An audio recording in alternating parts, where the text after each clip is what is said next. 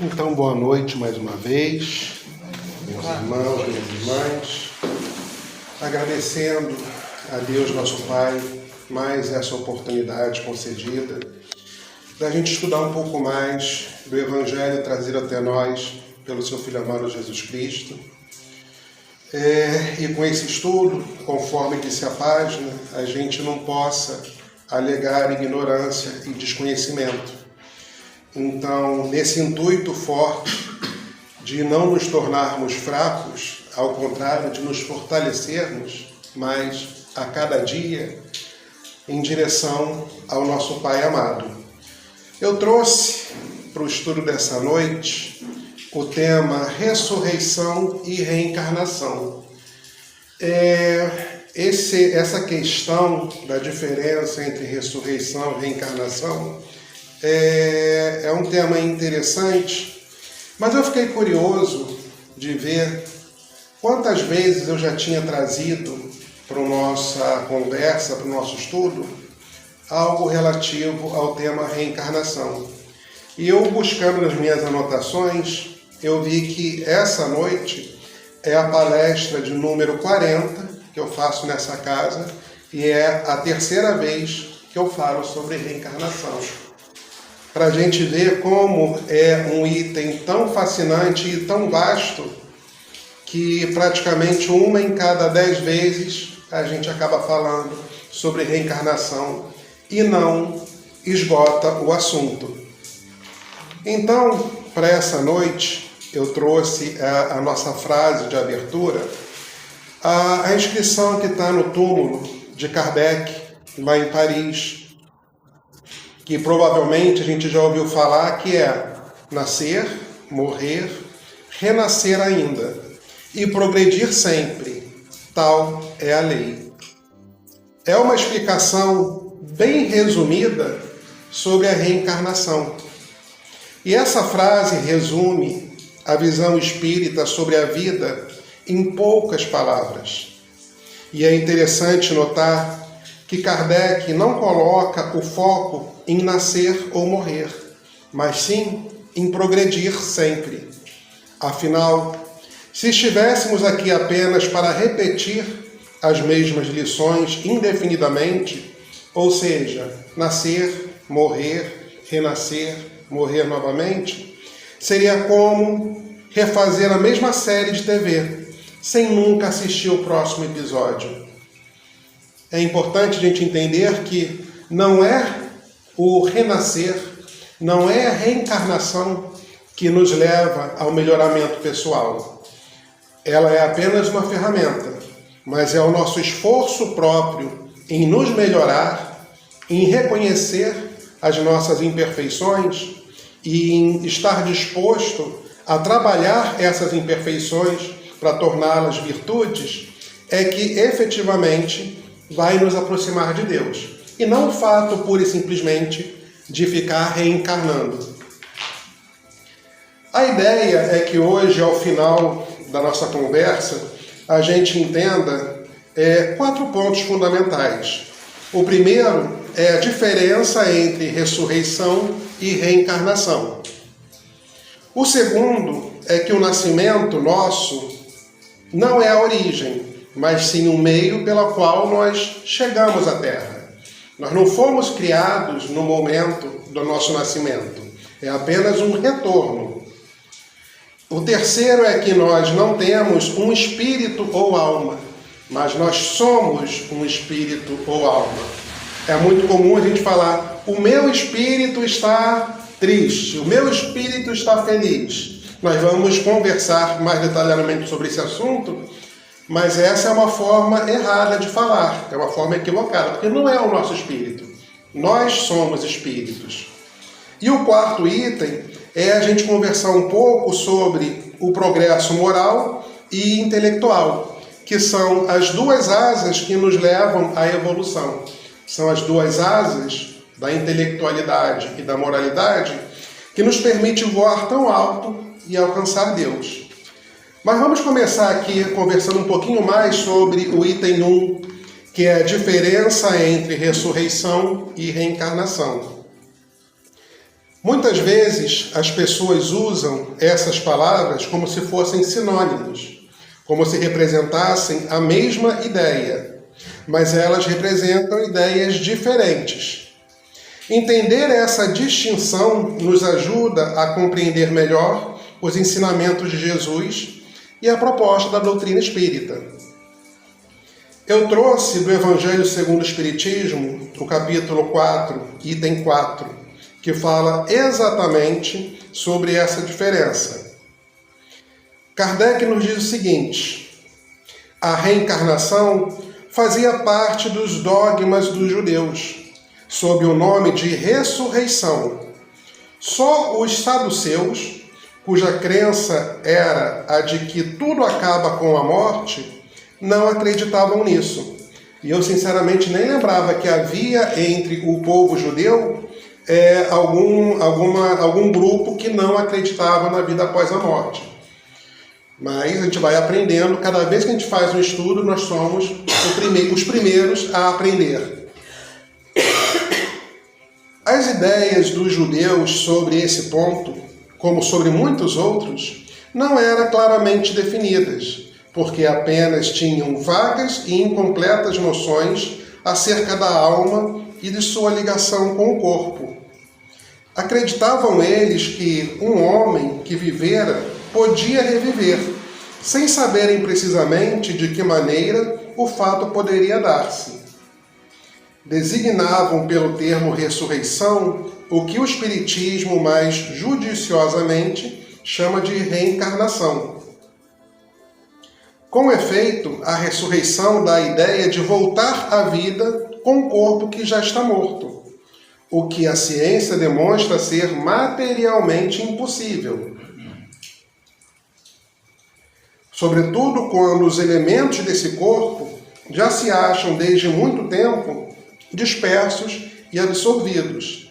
Ou seja, a gente sabe que uma vez que ocorre o sepultamento ou a cremação do corpo, aquele mesmo elemento que fazia parte do corpo voltar a compô-lo é algo que, até onde a gente conhece, inflige as leis da natureza. Então, a princípio, para nós, a gente pode considerar essa ideia como equivocada.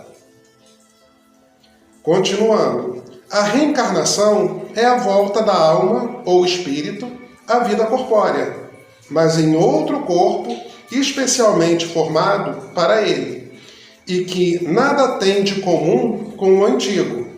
Ou seja, resumindo, a ideia da ressurreição, como a maioria dos judeus entendia, era que a pessoa ia morrer, aquele corpo era sepultado, e em determinado momento, que não se sabia quando, Deus faria com que as pessoas surgissem de novo. Sinceramente, não entendo como, e não estou julgando o entendimento dos outros, é simplesmente dizer que eu realmente não entendo como, eu não consegui encontrar nas minhas pesquisas uma explicação de como isso aconteceria. Dizia-se apenas que aconteceria. Então, na ressurreição, o corpo surgiria de alguma forma novamente e a pessoa retornaria à vida. Enquanto na reencarnação a gente crê que o espírito, que é realmente a essência do que nós somos, vai retornar à vida com um corpo novo, feito especialmente para essa existência, com as necessidades físicas, materiais, para essa existência. É mais ou menos comparação, e eu gosto muito sempre de comparar as nossas existências, o nosso planeta, com uma escola. Porque não é nada além disso que o nosso planeta é. É uma escola para nós aprendermos as leis de Deus. É como se, num dia de aula, na segunda-feira, nós precisássemos levar o livro de português e matemática. Então, é uma existência nossa, é uma encarnação. A terça-feira já é outra encarnação. E a gente não precisa mais levar o livro de português e o de matemática. A gente precisa levar o livro de ciência e de história, por exemplo. Então, para cada encarnação, para cada dia de aula, é um material diferente que a gente precisa levar. É um corpo diferente, com necessidades e capacidades diferentes, que a gente precisa assumir, para que a gente possa ter o aprendizado necessário. Afinal de contas, vai ser muito difícil a gente aprender português estudando livro de matemática. Então, a ideia, analogamente, é mais ou menos essa. Então, portanto, segundo a crença deles, João Batista era Elias. O corpo de João não podia ser o de Elias, pois que João fora visto criança e seus pais eram conhecidos. Pois João podia ser Elias reencarnado, porém não ressuscitado. E eu juro para vocês que eu procurei de muito boa vontade uma explicação para esse caso, que nos evangelhos é extremamente comentado, sobre João Batista ser o profeta Elias reencarnado, e não encontrei nenhuma explicação fora do Espiritismo. Pode ser que exista, mas eu não achei. Voltando aqui. Esse diálogo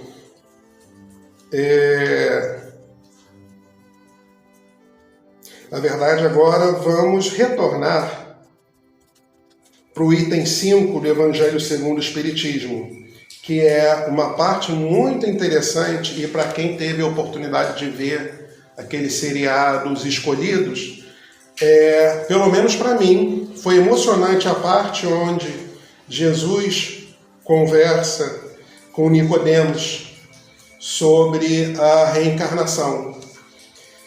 Nesse diálogo, é um dos trechos mais interessantes do Evangelho para quem estuda a reencarnação, porque mostra uma conversa franca entre alguém que procura entender, no caso o Nicodemos, e um mestre que tenta ampliar a sua visão da vida. Ao menos no seriado, Os Escolhidos, Nicodemos, que era um doutor em Jerusalém, alguém de alta importância dentro do Templo de Jerusalém, ele humildemente procurava a verdade nas palavras de Jesus. Enquanto na época a maioria dos doutores da lei, no alto do seu orgulho, que até hoje nós ainda temos muito desse orgulho, eles, sem sequer tentar ouvir e entender as palavras de Jesus, simplesmente ignoravam e reprovavam as palavras de Jesus, até pelo próprio e simples fato dele ser um nazareno, já que havia a frase entre os judeus que nada de bom sairia de Nazaré. Mas Nicodemos não se deixou contaminar por essa frase e por esse sentimento comum entre os judeus, e foi buscar Jesus. Ele foi até Jesus com o coração aberto para ouvir os ensinamentos do Mestre. Então agora nós vamos ler, que está no Evangelho segundo o Espiritismo, capítulo 4, item 5, e que também está em João, capítulo 3, versículo 1 a 12, que é a narrativa desse encontro entre Nicodemos e Jesus. Ora, entre os fariseus havia um homem chamado Nicodemos, senador dos judeus, que veio à noite ter com Jesus e lhe disse: Mestre, sabemos que vieste da parte de Deus, para nos instruir como um doutor. Porquanto ninguém poderia fazer os milagres que fazes, se Deus não estivesse com ele. Então a gente vê que Nicodemos já começa a conversa com Jesus, reconhecendo a origem divina de Jesus. Então Jesus lhe respondeu: em verdade digo, ninguém pode ver o reino de Deus se não nascer de novo. Então disse-lhe Nicodemos: como pode nascer um homem já velho? Pode tornar a entrar no ventre de sua mãe para nascer uma segunda vez? Aí é curioso, né, que a gente percebe que Nicodemos interpretou essa fala de Jesus, de que precisava nascer de novo, de uma forma puramente materialista, de uma forma literal, pensando apenas no corpo físico. Ele pensava em nascer de novo o corpo físico. E muitas vezes a gente faz isso mesmo. A gente quer pegar os ensinamentos do nosso mestre e trazer para as coisas materiais. E aí a gente fica confuso porque não cabe, não é isso que Jesus quis dizer. Jesus, ele tinha, né, os vários seguidores, inclusive dos 12 apóstolos. Teve um que ele nomeou o guardião da bolsa, porque ele não queria se envolver com as coisas de dinheiro. Ele não queria se preocupar com onde iriam dormir, onde eles iam almoçar. Tanto que ele disse que Deus cuida dos passarinhos que estão na árvore, como é que não iam cuidar deles? Então Jesus, sempre em suas palavras, ele falava das coisas do reino dos céus. E Nicodemos, nesse primeiro momento, ele não compreendeu. Ele achava que Jesus estava falando do corpo físico. Voltando, retorquiu-lhe Jesus: em verdade te digo, se um homem não renasce da água e do Espírito, não pode entrar no reino de Deus. O que é nascido da carne é carne, e o que é nascido do Espírito é Espírito. Não te admires de que eu te haja dito ser preciso que nasça de novo. O Espírito sopra onde quer e ouves a sua voz. Olha aí, ó, a mediunidade. Ó. O Espírito sopra onde quer e ouves a sua voz. Mas não sabes de onde vem ele, nem para onde vai. Ou seja, de onde que vem o Espírito? A gente entende isso? A gente já compreende? Não, a gente ainda não compreende de onde vem o Espírito. Para onde vai? A gente pode resumir dizendo que o nosso destino final é a perfeição junto a Deus. Mas o que exatamente isso representa? Será que a gente tem a compreensão do que representa essas palavras? Alcançar a perfeição e nos aproximarmos de Deus? Eu gostaria de entender, mas eu tenho o sentimento que a minha compreensão sobre essas palavras ainda é muito rasa. Ainda não é o que realmente representa. Continuando. Eu até me perdi. Ninguém poderá ver o reino de Deus se não nascer de novo, respondeu-lhe Nicodemos. Como pode isso fazer-se? E Jesus observou: pois que és mestre em Israel e ignora essas coisas? Digo-te em verdade, que não dizemos senão o que sabemos, e que não damos testemunho senão do que temos visto. Entretanto, não aceitas o nosso testemunho. Mas se não me credes quando vos falo das coisas da terra, como me crereis quando vos falo das coisas do céu? Então você vê, a gente vê, né? Nicodemos, que poderia ser facilmente classificado como um dos homens mais sábios de Israel, pois ele era, como foi dito, senador no templo, ele não conseguia naquela época ainda compreender os ensinamentos de Jesus, estando Jesus na frente dele, cara a cara, para explicar. Mas olha o imenso mérito de Nicodemos de ter ido buscar Jesus.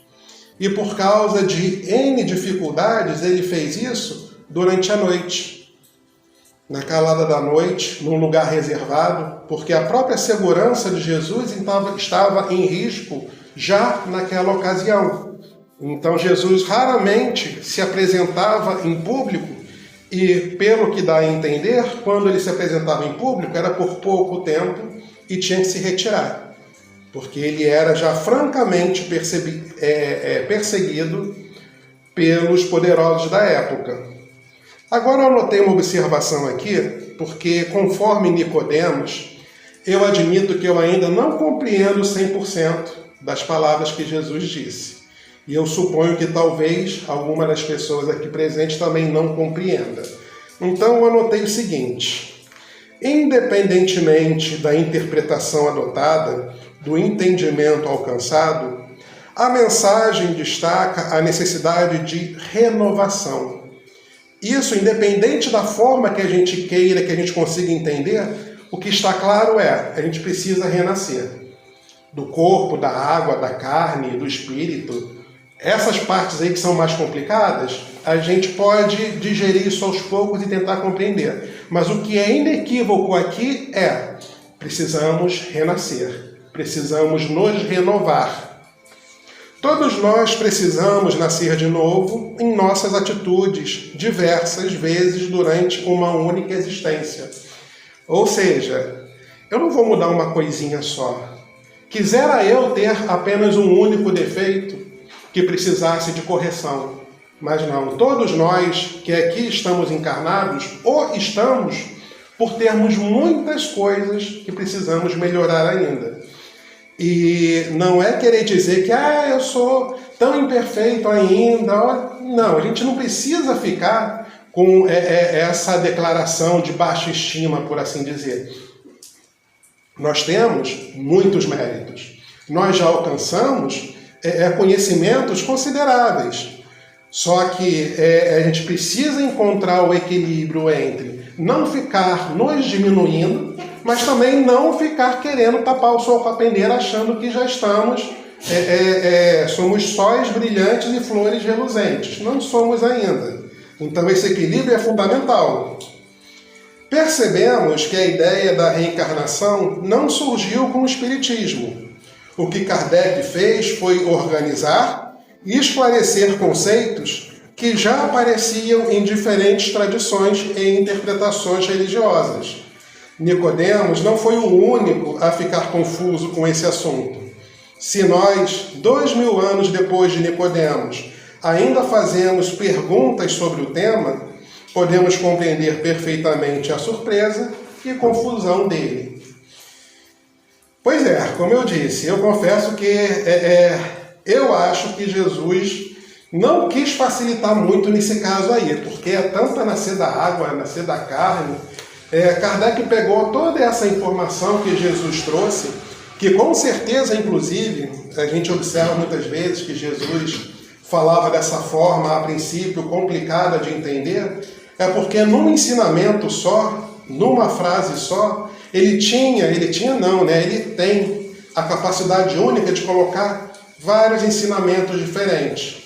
Se ele simplesmente chegasse e falasse: Nicodemos, quando a gente morre, o nosso espírito volta para o plano espiritual, depois a gente renasce num corpo novo e segue a evolução. Nicodemos, entendi. Mas era pura e simplesmente esse ensinamento que caberia nessa frase. Nas frases que Jesus falava, cada vez que você lê, dependendo do seu próprio estado de tranquilidade, do seu próprio estado de espírito, você consegue perceber nuances de várias ideias embutidas na mesma frase. Então, talvez por isso, pelo menos esse é o meu entendimento, que Jesus muitas vezes não falava de forma tão clara. Era para poder colocar na mesma frase vários ensinamentos diversos. Então, com isso, a gente, a princípio, termina a diferenciação entre ressurreição e reencarnação.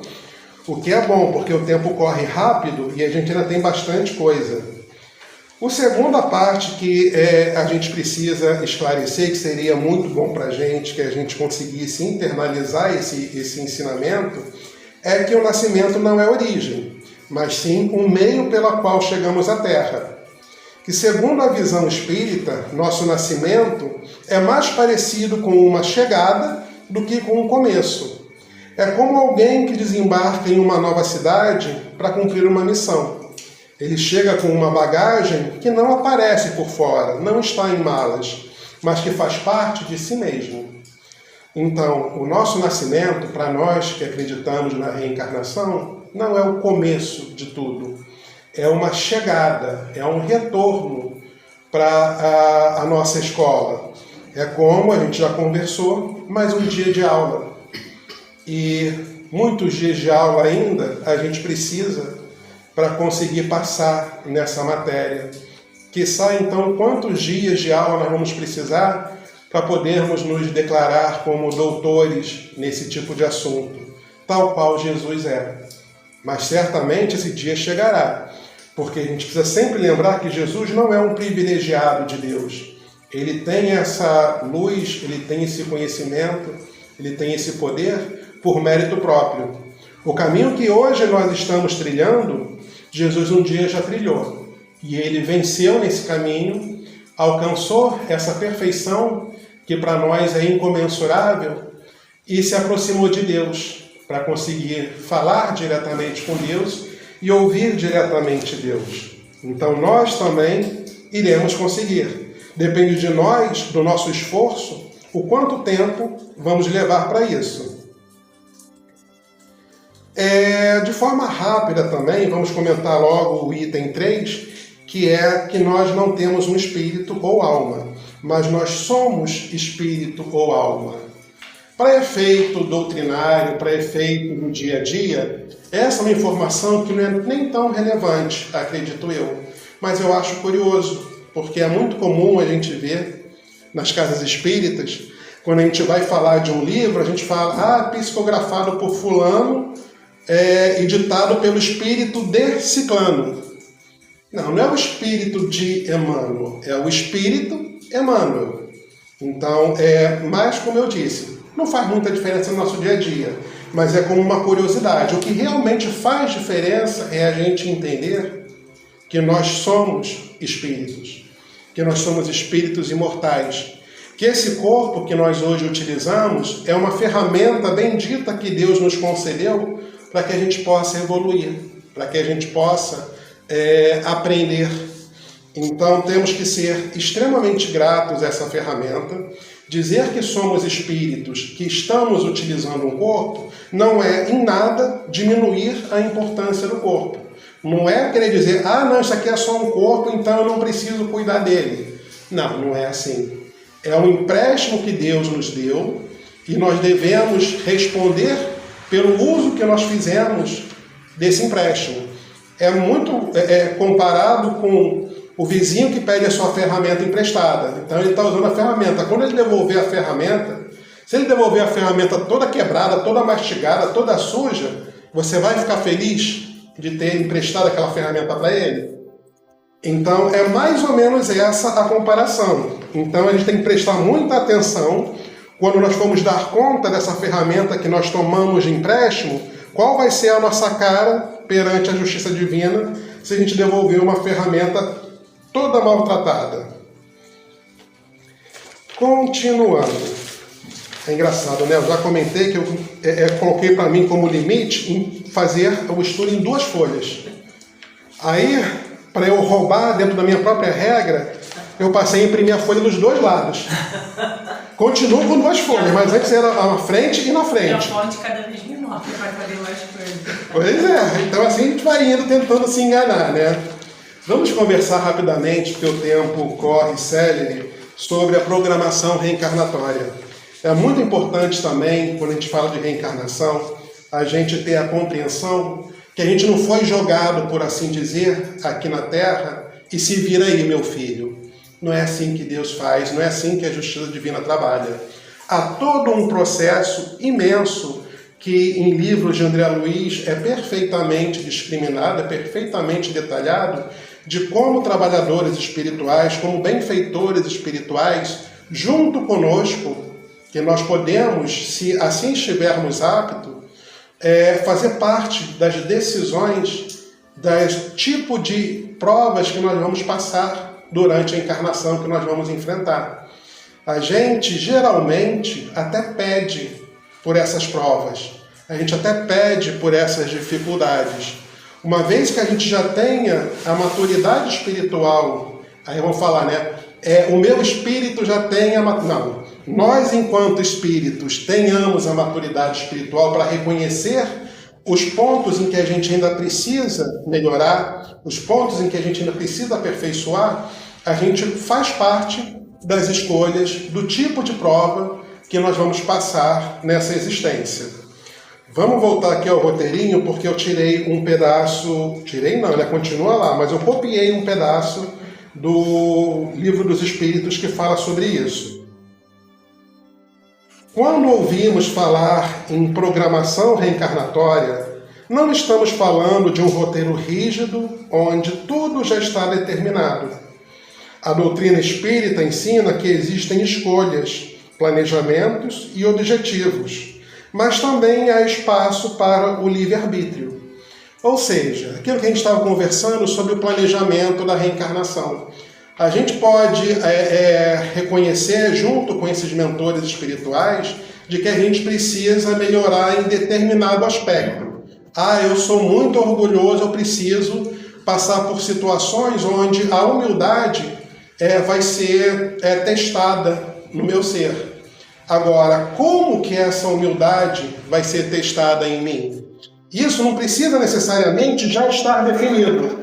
As pequenas escolhas que a gente faz durante a nossa existência podem nos encaminhar para determinada situação A, B ou C.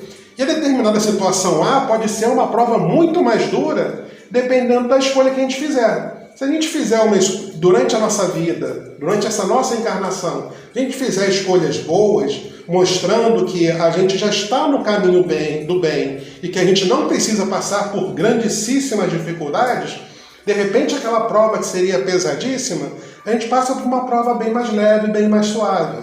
Então, as linhas gerais, as diretrizes gerais da nossa reencarnação é que são definidas anteriormente. Os detalhes podem e são alterados de acordo com as nossas escolhas de vida. E isso é mais um exemplo gigantesco da misericórdia de Deus. É como uma viagem planejada. Podemos definir o destino e os principais compromissos, mas durante o percurso ainda fazemos muitas escolhas. Eu escolhi ir para Cabo Frio, mas como geralmente acontece quando eu escolho ir para a praia, está chovendo. Então eu não vou mais, eu vou continuar indo para Cabo Frio, mas eu não vou passar o dia todo tostando lá na beira da praia. De repente eu vou lá na rua lá que tem um restaurante bacana para comer uma comidinha saborosa. Então o plano continua sendo o mesmo, mas os detalhes vão sendo alterados de acordo com as nossas escolhas. Então, no Livro dos Espíritos, a questão 258, Kardec pergunta aos benfeitores espirituais: quando na erraticidade, antes de começar nova existência corporal, tem o espírito consciência e previsão do que lhe sucederá no curso da vida terrena?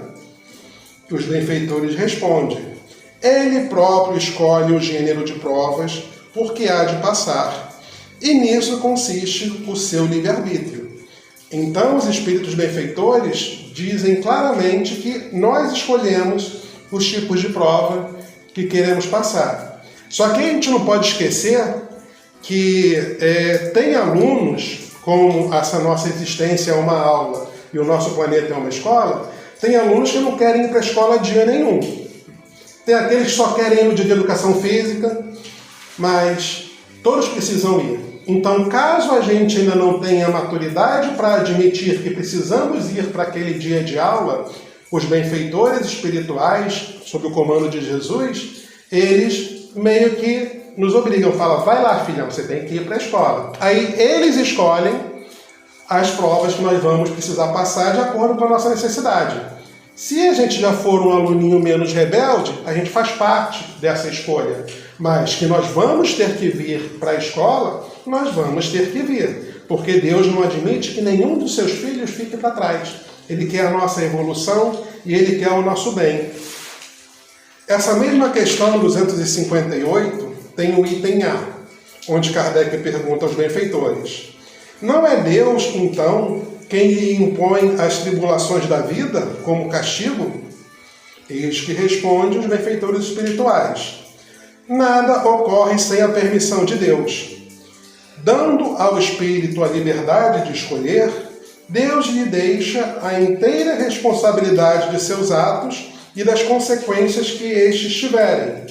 Se vier a sucumbir, resta-lhe-á a consolação de que nem tudo se lhe acabou e que a bondade divina lhe concede a liberdade de recomeçar o que foi mal feito.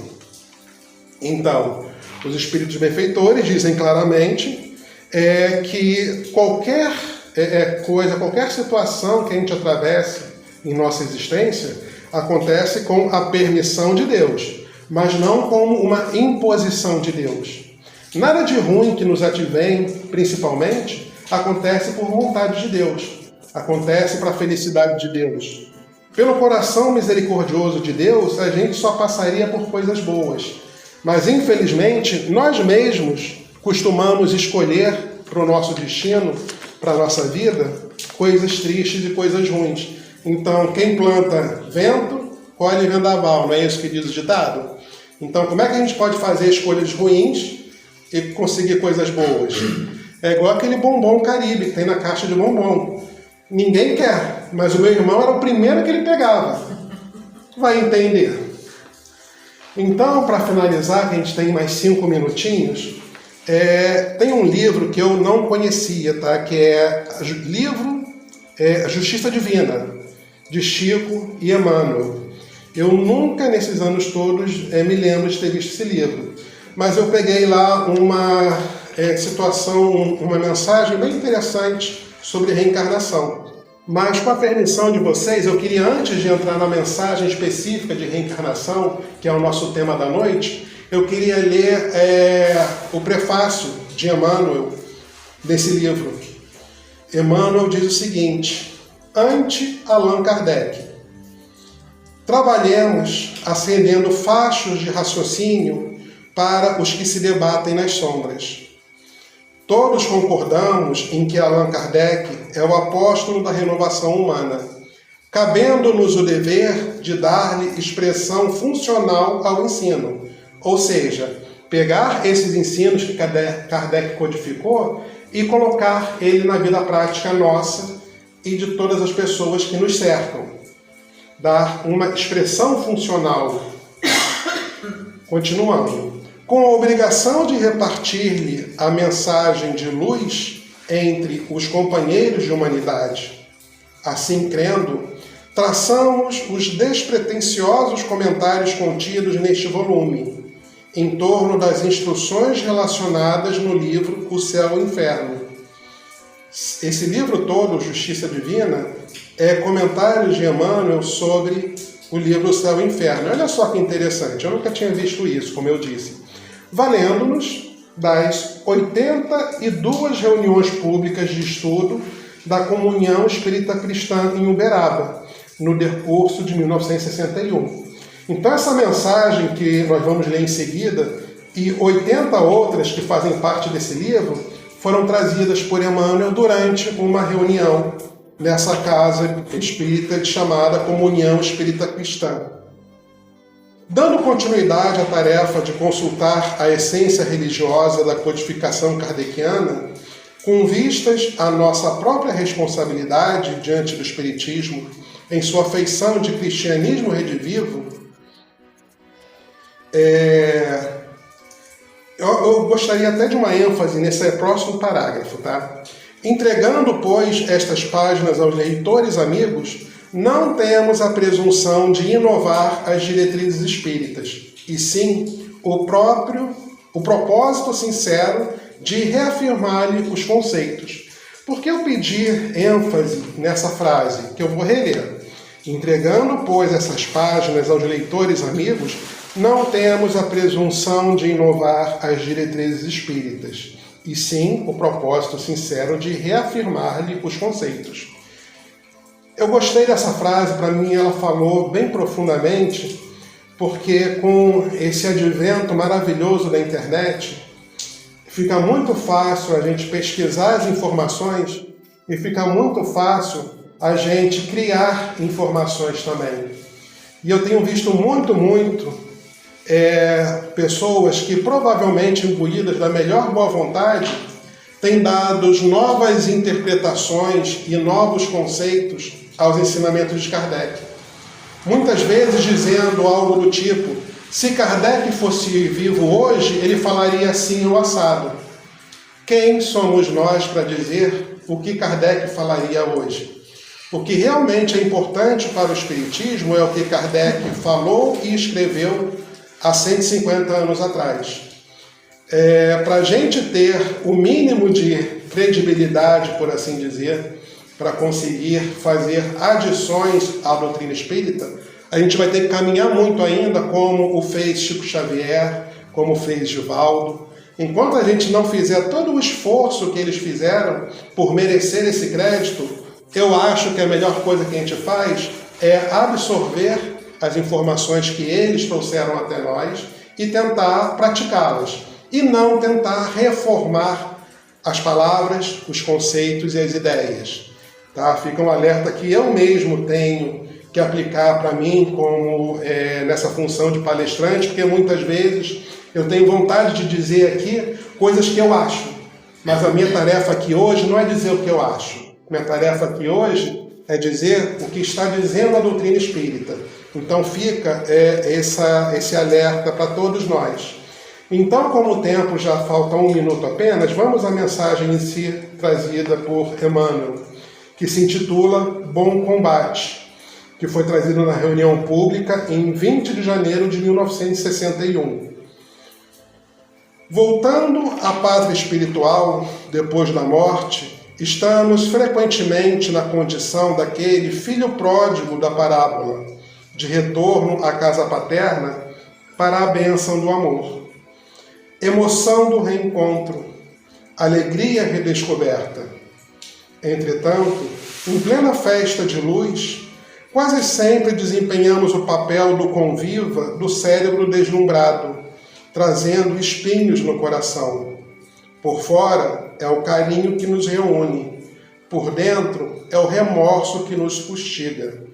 A mensagem continua, mas eu vou dar uma pausa aqui para a gente entender o que ele diz aqui. Emmanuel está nos contando como é o retorno, como costuma ser o retorno à pátria espiritual. E eu dei pausa nessa parte específica porque aqui é onde o jogo vira. Ele começa com frases sobre alegria, sobre emoção, sobre redescoberta, sobre festa de luz. E de repente ele vira a mesa falando, mas por dentro é o remorso que nos fustiga. Emmanuel nos recorda que a consciência é uma das vozes mais sinceras que possuímos. Podemos enganar muitas pessoas, mas dificilmente conseguimos enganar a nós mesmos por muito tempo. É caso para a gente pensar profundamente. Continuando a mensagem de Emmanuel. Vanguarda que fulgura, retaguarda que obscurece, êxtase e dor, esperança e arrependimento. Reconhecidos as mãos luminosas que nos afagam, muitos de nós sentimos vergonha das mãos sombrias que oferecemos. E porque a lei nos infunde respeito à justiça, aspiramos debitar a nós próprios o necessário burilamento e a suspirada felicidade. Rogamos dessa forma a reencarnação, à guisa de recomeço, buscando a tarefa que interrompemos e a afeição que traímos, o dever esquecido e o compromisso menosprezado, famintos de reajuste. Mais uma pausa aí, né? Rapidinho. Emmanuel fala de uma forma até poética, como a reencarnação aparece aqui, não como castigo, mas como uma oportunidade.